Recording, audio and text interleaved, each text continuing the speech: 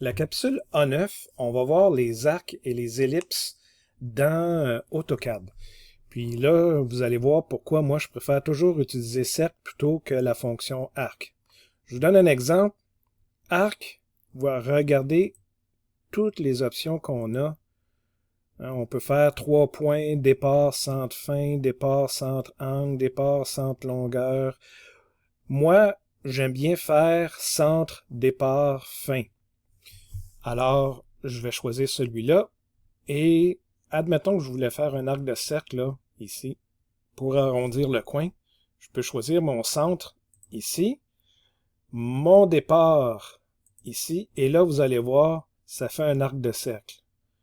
Si je descends par là, vous voyez, ça tourne toujours dans le sens des anti-horaires, hein, le sens contraire des aiguilles d'une montre.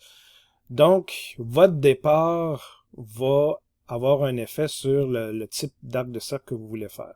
Moi, je le savais déjà, donc c'est pour ça que j'ai choisi ici pour mon départ et ma fin va être ici. Donc, j'ai un arc de cercle. Mais j'aurais pu faire ça tout simplement avec un centre aussi. Hein? J'aurais pas un centre, mais un cercle.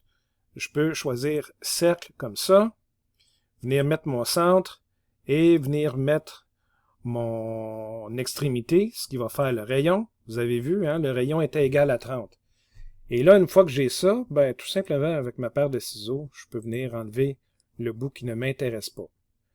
Donc, moi, je préfère travailler avec les cercles. Je trouve ça beaucoup plus facile. J'ai pas besoin de me casser la tête avec une multitude de choix. Et moi, je vais souvent là avec centre et rayon. OK. Autre façon de faire, des arcs de cercle. On a vu qu'on pouvait faire des arrondis hein, avec raccord ici.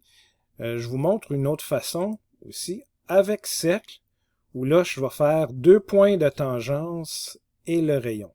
Donc, je choisis cette fonction-là. On me demande le premier objet avec lequel on veut être tangent. Je vais choisir celui-là. Vous voyez, le petit symbole tangence apparaît.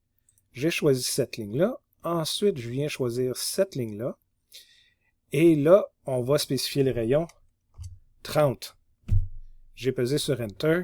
Ça me fait un cercle ici. Et là, regardez bien, c'est la même chose parce que je pourrais faire une ligne qui part du cadran, qui va au centre et qui termine au cadran ici, comme ça. Et là, je choisis ma paire de ciseaux. Je viens enlever ça. Je viens enlever ça. Tadam! J'ai exactement la même chose que dans les deux autres exercices. Une autre façon, je peux aller chercher cercle, 3 points de tangence. Là, je vais utiliser les 3 lignes ici. Je vais utiliser cette ligne-là, je clique à chaque fois, cette ligne-là, et AutoCAD me calcule la grosseur du cercle qui va venir être tangent à ces 3 surfaces-là. Puis là, regardez bien, je pourrais faire là, quelque chose d'assez spécial. Je pourrais dire ajuster, je veux enlever ces 2 lignes-là, je veux enlever ces 2 lignes-là, et je veux enlever cette ligne-là ici, puis ça me fait comme un genre de cornet de crème glacée. Je pourrais même parfaire ça et venir chercher l'extrémité de la ligne, comme ça, ou l'intersection, et venir faire mon extrémité comme ça. Et là, j'ai un vrai cornet de crème glacée. Et c'est à ce point-là que mon arc de cercle commence et se termine ici. Donc, vous voyez, les arcs de cercle, c'est très facile à faire à partir d'un cercle. C'est pour ça que moi, je ne me sers jamais de la fonction arc. Maintenant, les ellipses. Ben, les ellipses, il y a 3 choix. Généralement, on va utiliser le premier choix, centre.